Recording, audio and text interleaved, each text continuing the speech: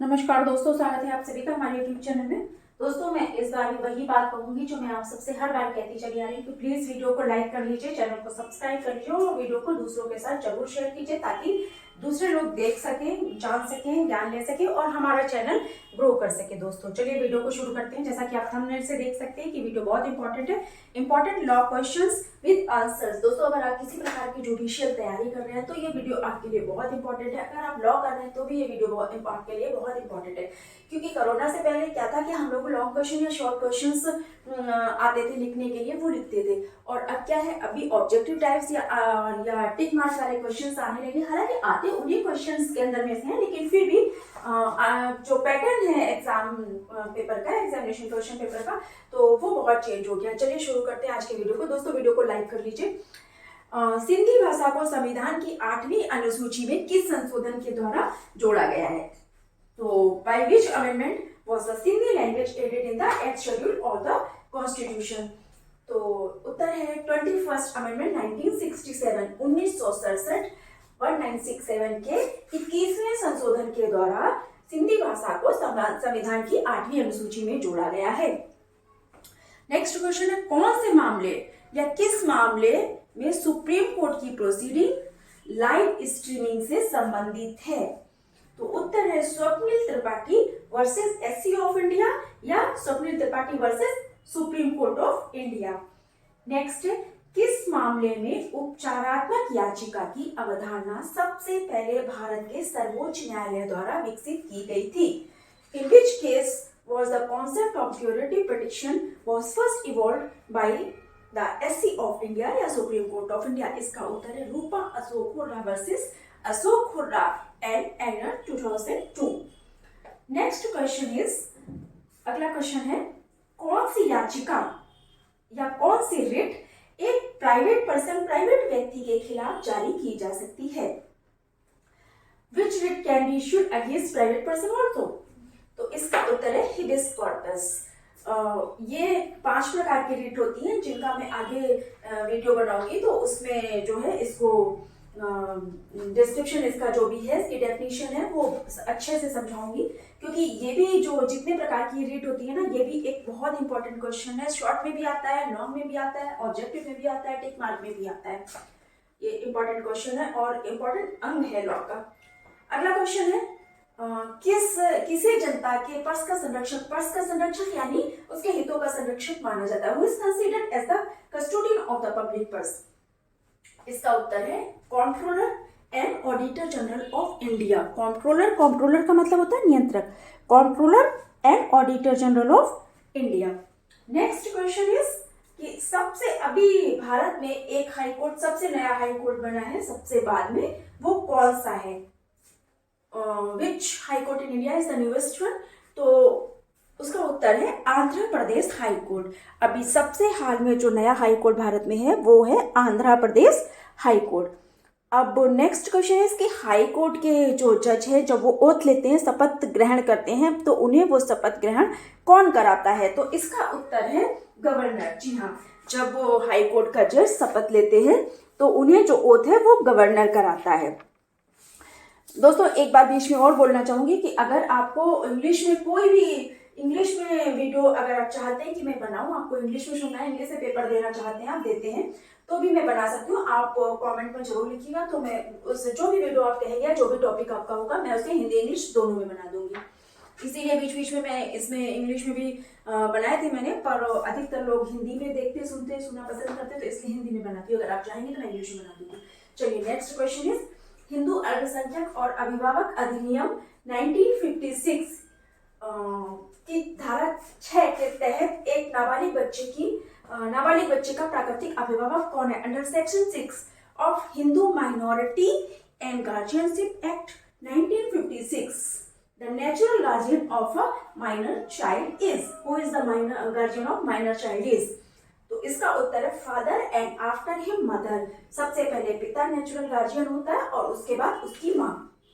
The next question is, supreme court का जज बनने के लिए कितने वर्षों तक आपको हाई कोर्ट का जज होना अनिवार्य है? तो इसका उत्तर है किसी भी व्यक्ति को सुप्रीम कोर्ट का जज बनने के लिए 5 वर्षों तक हाई कोर्ट का जज बने रहना अनिवार्य है। नेक्स्ट क्वेश्चन, आपराधिक प्रक्रिया संहिता किस सूची की विषय वस्तु है? तो इसका उत्तर है concurrent list. Code of criminal procedure is the subject matter of which list? तो इसका उत्तर है code of criminal procedure is a subject of concurrent, subject matter of concurrent list. Next question है न्यायिक समीक्षा की अवधारणा को पेश करने वाला भारत का पहला मामला। भारत में कौन सा पहला मामला था जिसने न्यायिक समीक्षा पेश की? तो इसका उत्तर है Marbury and Madison 1803 Marbury and versus Madison 1803 का जो मामला था वो न्यायिक अपेक्षा को अवधारणा करने वाला पेश करने वाला सबसे पहला मामला था भारत का।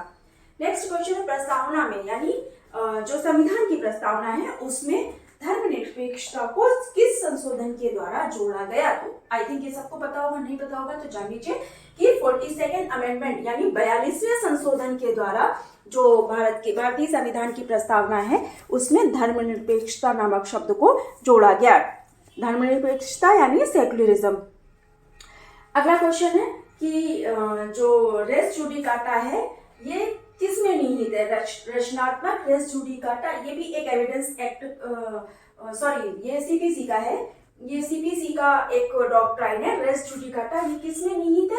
तो इसका उत्तर है explanation number 4 and section number 11 of CPC. CPC के सेक्शन 11 और एक्सप्लेनेशन नंबर 4 में निहित है। नेक्स्ट क्वेश्चन इसी क्रम में आगे है कि साक्ष्य अधिनियम की धारा 50 में संबंधों का क्या मतलब है? संबंधों यानी रिलेशनशिप्स को सेक्शन 50 ऑफ एविडेंस एक्ट। तो इसका उत्तर है कि जो हमारा साक्ष्य अधिनियम है उसकी धारा 50 के अंतर्गत संबंधों का मतलब है बाय ब्लड, बाय मैरिज और बाय एडॉप्शन। या तो एडॉप्शन से या बाय ब्लड रिलेशन हो या शादी के द्वारा हो तो उसे रिलेशनशिप्स कहते हैं। अब नेक्स्ट क्वेश्चन है कि हिंदू मैरिज के अंतर्गत जो है वो क्या चीज कहा जाता है? हिंदू मैरिज क्या है? कानून के तहत, हिंदू कानून में के तहत विवाह एक क्या चीज है? तो इसका उत्तर है कि संस्कार, सैक्रामेंट। हिंदू कानून के तहत विवाह एक संस्कार है, विवाह एक सैक्रामेंट है। अब नेक्स्ट क्वेश्चन इसी में है आपका भारतीय साक्ष्य अधिनियम का जनक कौन है? दोस्तों क्या आप जानते हैं? चलिए जान लीजिए। भारतीय साक्ष्य अधिनियम का जनक है जेम्स स्टीफेन भारतीय साक्ष्य अधिनियम के जनक हैं।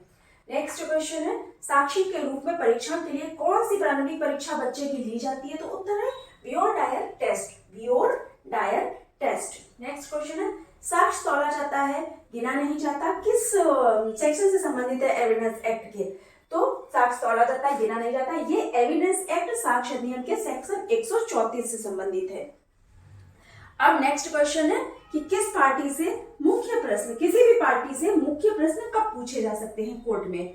तो इसका उत्तर है इन क्रॉस एग्जामिनेशन। जब क्रॉस एग्जामिनेशन किया जाता है सेक्शन 143 के तहत, तब किसी भी पार्टी से मुख्य प्रश्न जो है वो पूछे जा सकते हैं। नेक्स्ट क्वेश्चन इज, दोस्तों आपको आई होप कि ये समझ में आ रहा होगा, और अगर कुछ आपको नहीं समझ में आता है तो प्लीज आप पूछ लीजिएगा, ठीक है। अब नेक्स्ट क्वेश्चन जो है, अब अगला क्वेश्चन ये है कि जो ट्रांसफर ऑफ प्रॉपर्टी एक्ट है टीपीए एक्ट, उसमें ओरल ट्रांसफर किस सेक्शन से संबंधित है? तो ट्रांसफर ऑफ प्रॉपर्टी एक्ट में ओरल ट्रांसफर जो है सेक्शन 9 से संबंधित है। ओरल ट्रांसफर सेक्शन 9 से टीपीए एक्ट के संबंधित है। अब नेक्स्ट क्वेश्चन, अगला क्वेश्चन है कि स्टेटमेंट जो होता है जो डायरेक्ट भी नहीं कहा जा सकता, उसे इनडायरेक्ट भी नहीं किया जा सकता, इनडायरेक्टली भी नहीं कह सकते कोई भी स्टेटमेंट, तो वो किस डॉक्ट्राइन से संबंधित है? तो इसका उत्तर है doctrine of colourable legislation. Doctrine of colourable legislation से संबंधित है कि कोई भी स्टेटमेंट जो डायरेक्टली नहीं किया जा सकता उसे अनडायरेक्टली भी नहीं किया जा सकता है।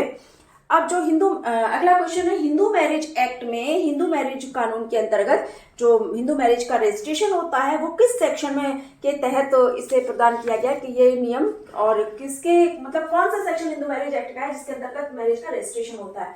तो इसका उत्तर है सेक्शन 8 हिंदू मैरिज एक्ट का सेक्शन 8 के अंतर्गत हिंदू मैरिज को रजिस्ट्रेशन प्रोवाइड किया जाता है।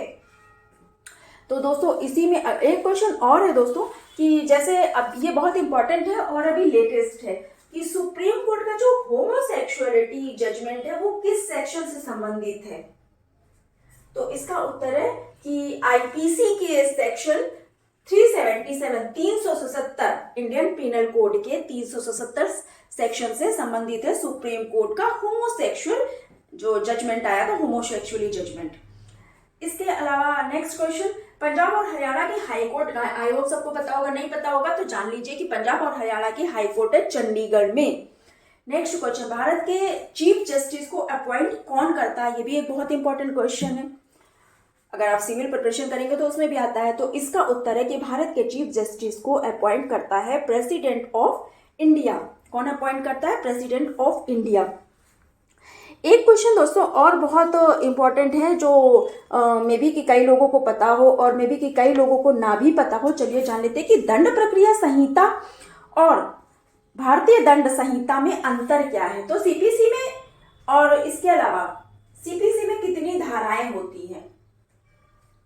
तो सबसे पहले सीपीसी की धाराएं जान लेते हैं। दंड प्रक्रिया संहिता, भारतीय दंड प्रक्रिया संहिता, मैं आपको अलग वीडियो में बनाकर बता दूंगी कि भारतीय दंड संहिता और दंड प्रक्रिया संहिता में क्या अंतर है। सबसे पहले जान लेते हैं कि सीआरपीसी में कितनी धाराएं होती हैं। सीआरपीसी में दरअसल कोड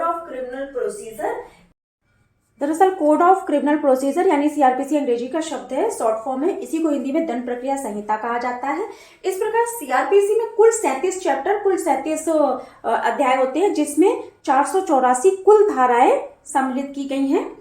और इसके अलावा दोस्तों अब मैं बाकी के क्वेश्चंस नेक्स्ट वीडियो में बनाऊंगी, क्योंकि वीडियो काफ़ी लंबा हो गया है, तकरीबन 11-12 मिनट का हो गया है और आप लोग फिर पूरी वीडियो देखेंगे नहीं। तो दोस्तों ये जो इसमें क्वेश्चन आंसर्स हैं ये बहुत इंपॉर्टेंट है, प्लीज़ पूरी वीडियो देखिएगा, वीडियो को लाइक जरूर कीजिएगा और दूसरों के साथ शेयर कीजिएगा ताकि मेरा चैनल ग्रो कर सके।